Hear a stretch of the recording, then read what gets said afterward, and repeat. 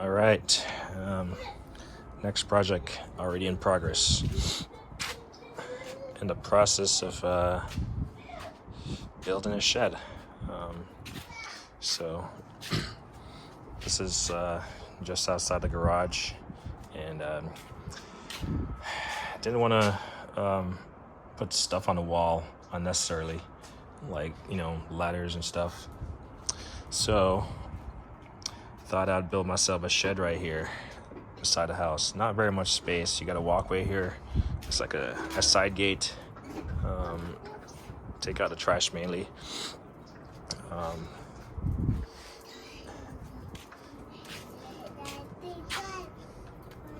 Just a little side gate. So figure I'll just usually the trash cans are over there, but I'm gonna reposition them about over here. So this shed is gonna be pretty large. So it's 4 feet wide. So your standard dimensional OSB. And then, did you cover your mount? Did you cover your mount? Huh? Of course not. So, yeah, 4 feet wide. Then I had to leave some space. Because I got a little yard tractor, and it needs the wheelbase is 29 inches. So this is from here to here. It's 3 feet, and if you draw all the way around to that edge of that column or that post back, it's still 3 feet. So from that end to this end, from that end to this end is about 12 feet, and then that longer extension is 16 feet. And the reason why it's 16 feet is because my extension ladder is over there, and it's a 28 footer, so it collapses to 14 feet. I want to store it inside versus just leaving it outside. So I'm gonna put a small door right here. Obviously it's gonna be a rather small door after it's done framed out, so it's not really gonna be crazy usable, but it will be big enough to it'll be big enough to just walk in here, grab the ladder, and get out. And then the primary door to enter is going to be over here. Obviously I have 3 doors right here. I got the garage door that swings outwards. I got that thing that swings backwards. So probably don't want to have all 3 doors open at the same time. Obviously it doesn't make sense, so that's fine. But we're probably going to put a 4 foot wide door here, just so I can maneuver my yard tractor and also put it inside of there. Again, it's 29 inches wide and it weighs about 1,000 pounds. My framing is pressure treated 2x4. I have pretty much 2 16 footers. This was a 16 footer. I just cut it off there with a recip saw.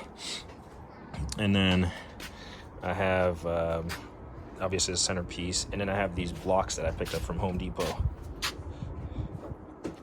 to rest it on. And then these flat ones are resting on the sidewalk here, just so it's not sitting directly on the floor with all the water just butting up against it. It has a way to drain. There's about, I don't know, 11 to 10 inches of clearance from the fence line. So there's that. And then my neighbor has a shed with probably about 11 inches of clearance from the shed, from the fence itself. Took me about a day to grade it down. Started setting these blocks. I probably say I have 2 days invested in this right here. Today, in fact, my front yard, I'm gonna redo the landscape, so I pretty much scraped up all these gravel and put it there. And as you can see, I do have a fabric laid down because it was pretty muddy, and it helps prevent grass from growing. So I put a piece of fabric under there. The last thing I did was, you might see these these posts right here, they're driven in. Nope. Nope. Get away from there. Get away. Did I say not to touch?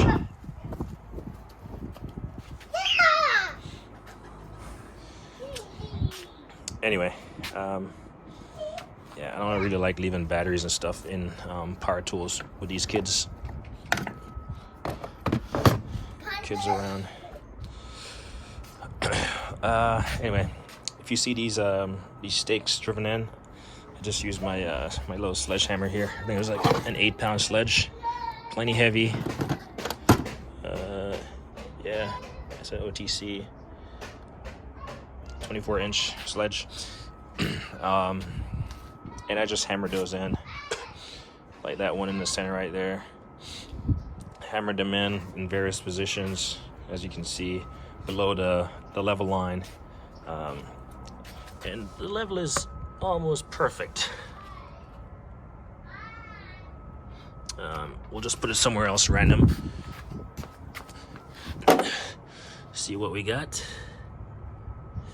Yeah, and then we'll put it over here. See how I'm doing on this construction business. We'll put it like this. Level. And then, I mean, I'm one-handed, so I'm not gonna check square. I checked square and it was square yesterday. So as you can see, it's pretty much level. So yeah, I drove those stakes in there. They might be about 12 inches long or something. I just kind of cut down 2 10-foot pressure-treated 2x4, and then I hammered them in with a sledgehammer, and then I use 2 3-inch nails to like screw them right on there. I kind of scattered them all about just to distribute the weight and also hold this thing down. The reason why is because with limited space, just like New York or any other big city, how do you build? You build vertical. So this building is going to be a whopping 14 feet high. Now, I don't know about codes and all this stuff, but I'm going to try to make it as structurally sound as possible. And I'm starting with a foundation. So I didn't want to just like leave it as a floating slab, a floating deck on top of just pile, or just, you know, it's just sitting on top in case the height of it, you know, catches high wind or it gets, I don't know, top heavy from what I'm going to store in there or something.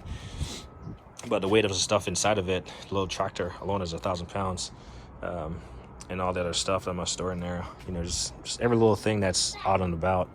And then my other shed takes some of the larger stuff out of it. So it's going to have my larger power tools fully assembled and just sitting in there ready to be hauled out and used instead of like reassemble and all this nonsense.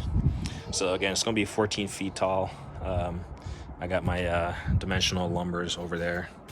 I think I got like 23 of those, 23 of those 2x4 by 12. So I'm gonna build my wall, and then I got my siding there, and I also got to paint because I'm probably gonna paint the wall before I put it up, just to minimize the amount of like working behind confined space in the back or even on that side. So yeah, I did the graveling, like I said, came out well. It was definitely muddy, but that should help with all the water. And the dirt here is clay. It's clay, so once it hardens, it's pretty rock solid. So those pilings are gonna, like, you know, they're gonna hold. Eventually, I mean, water will eventually rot these out, especially since they're driven into the ground. But you know, I'm not worried about right now. This thing is not going anywhere. It's level, it's square. I got my first sheet of OSB I'm gonna lay on there. In fact, I had it on before I had these like pilings in, and I was like, I took it off, regraded and all that stuff. So, you know, I was gonna cut a little bit of corner, and I was like, you know what? No, it doesn't feel good, especially since it's gonna be like 14 feet tall. So Should have plenty of real estate to hang stuff in the ceiling, hang our bikes in the ceiling.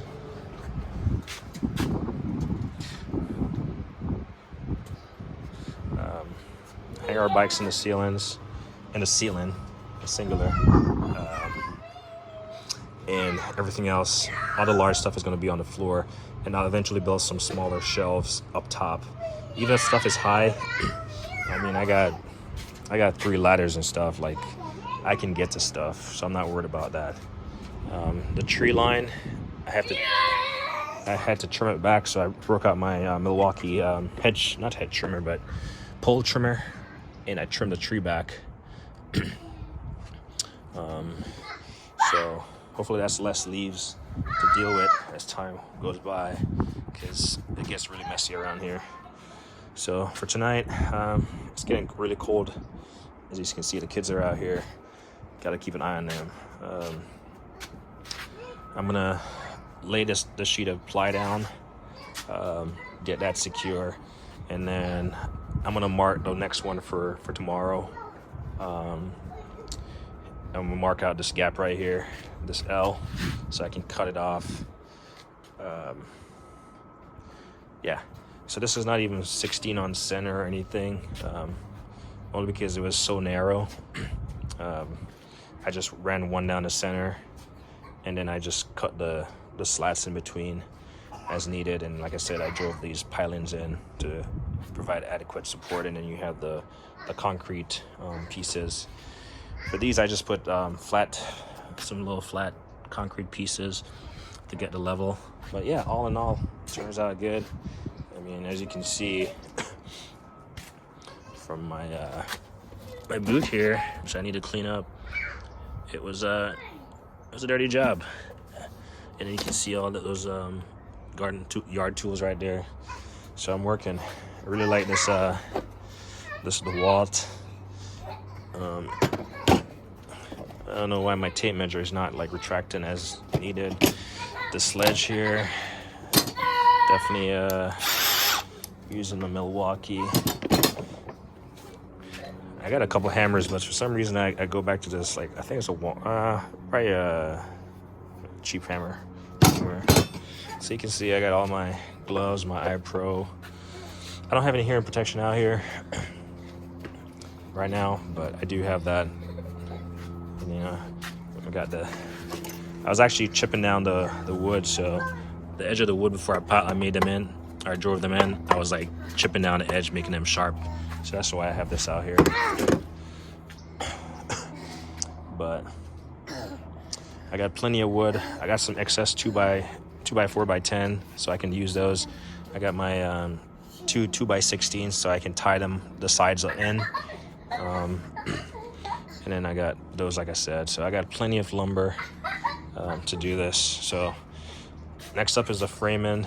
I'm confident I can maneuver the tractor right here, turn it slowly, and then I'll maneuver it right here, and I'll be able to park it in there.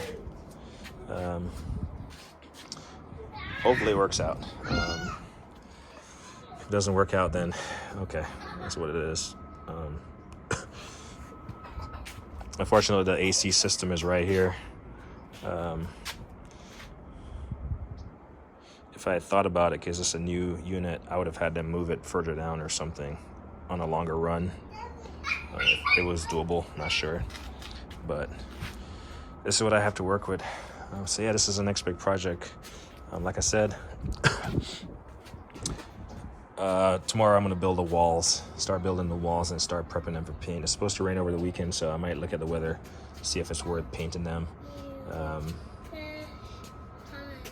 What's up? You going swimming? You going swimming? You going swimming? Cairo. Daddy said, you want to go swimming? You said yes. So yeah, that's the new hotness around here. Eventually I'm gonna fix the fence and get it all painted and stuff, so it's not all black and all that ugly color. But for now, I need a space for storage so I can clear some. Well, my shed on the side, the opposite side of the house is pretty packed. So I need to clear that up and clear some stuff in the house and put it in the sheds. So this is going to provide a lot of space, especially in the vertical sense, because I have a lot of like larger pieces of equipment, woodwork and stuff, and then, you know, like my my DeWalt, what do you call it? I forgot the thing called, but it's like, it's just a thing that cuts, you can rip a full length sheet of ply, the guide.